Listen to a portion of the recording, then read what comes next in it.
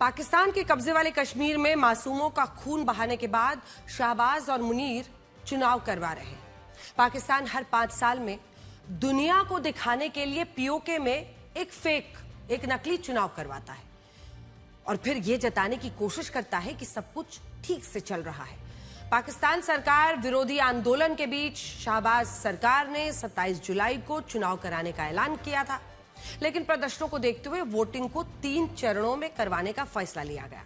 चुनाव का पहले चरण की जो वोटिंग है वो आज 27 जुलाई को हुई, आगे 2 अगस्त को होगी, फिर 10 अगस्त को वोटिंग होगी।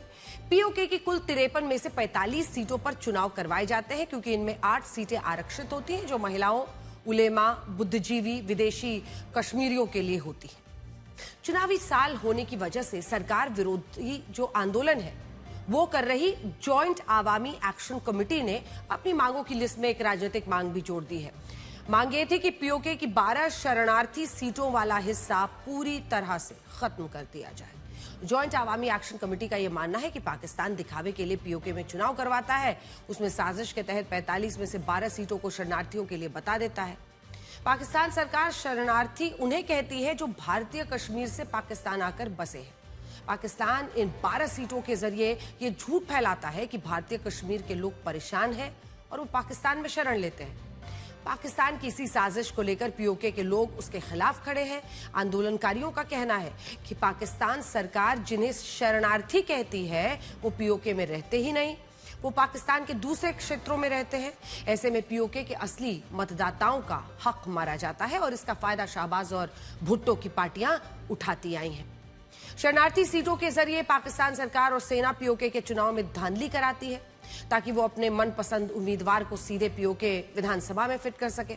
इससे पीओके पर राजनीतिक नियंत्रण बनाए रखने और प्रोपेगेंडा फैलाने में मदद मिलती है और यही वजह है कि पीओके में चुनावों की चर्चा होते ही पाकिस्तान सरकार और सेना के खिलाफ फिर से बड़ा आंदोलन खड़ा हो गया। आंदोलनकारियों का मानना है कि शाहबाज सरकार पीओके के लोगों की मूलभूत जरूरतें पूरी नहीं कर पा रही और अब चुनावी साजिश के तहत उनका राजनीतिक हक भी छीना जा रहा है। सच यही है कि पीओके पाकिस्तान से आजादी मांग रहा है। उनके आंदोलनों को बंदूकों के दम पर दबाया जा रहा है, उस पर चुनावी चादर बिछाई जा रही है ताकि जुल्म के निशानों को छिपाया जा सके। साल 2023 से ही पीओके के लोग पाकिस्तान सरकार और मुनीर की सेना के खिलाफ आंदोलन कर रहे हैं। उनकी मांग बहुत साधारण रही है। रोटी, कपड़ा, मकान, बिजली, पानी, महंगाई जैसे मुद्दे पर सड़क पर उतरते रहे हैं। साल 2023 में आंदोलनकारियों द्वारा बनाई गई जॉइंट आवामी एक्शन कमेटी ने पाकिस्तान सरकार से मूलभूत जरूरतों को पूरा करने का दबाव डाला था, लेकिन उनके आंदोलन को सेना के जरिए दबाया गया। साल 2026 में चुनाव से ऐन पहले यह आंदोलन एक बार फिर से उठ खड़ा हुआ है और इस बार इस आंदोलन को खत्म करने के लिए पाकिस्तानी सेना ने आम नागरिकों पर गोलियां तक चलाई। जॉइंट आवामी एक्शन कमेटी ने जब पाकिस्तान सरकार को 9 जून से बड़े आंदोलन की चेतावनी दी थी, तब पाकिस्तान सरकार ने उनकी मांग सुनने के बजाय संगठन पर प्रतिबंध लगा दिया था। प्रतिबंध के बाद आंदोलनकारी भड़क गए। पाकिस्तान सरकार, पाकिस्तान की सेना के खिलाफ नारेबाजी शुरू हुई। लोग पाकिस्तान से आजादी की मांग करने लगे। आंदोलन को बढ़ता देख पाकिस्तानी सेना ने वही किया जिसके लिए वो जानी जाती है, गोलियां चला दी।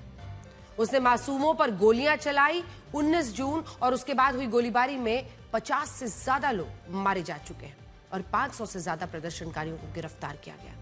2023-24 में हुए आंदोलन की तुलना में इस साल जो आंदोलन हुआ वो ज्यादा हिंसक था, क्योंकि ऐसा लग रहा था कि इस बार पाकिस्तानी सेना को आंदोलनकारियों को मारने की खुली छूट थी।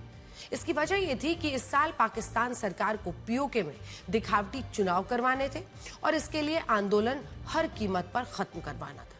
हम आपको चुनाव के विरोध में हो रहे आंदोलन की कुछ तस्वीरें दिखाते हैं। पीओके में पाकिस्तान विरोधी आंधी किस तरह से बह रही है।